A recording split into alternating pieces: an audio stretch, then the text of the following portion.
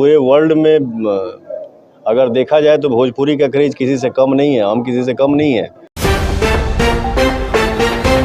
नमस्कार दोस्तों, यह जलवा है पावर स्टार पवन सिंह के गाने का।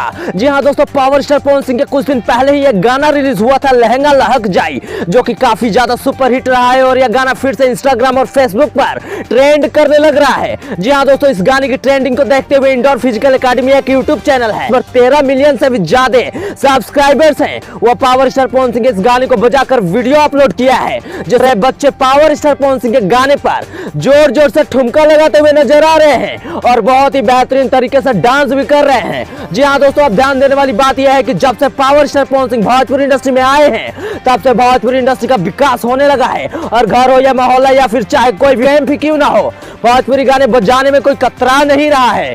दोस्तों, जब से power star Pawan Singh Bhojpuri industry में अच्छे अच्छे गाने लाने लगे हैं, तब से भोजपुरी इंडस्ट्री के स्टारों के बीच कंपटीशन बढ़ गया है और सभी स्टार एक से बेहतर एक गाने लाने का प्रयास भी कर रहे हैं।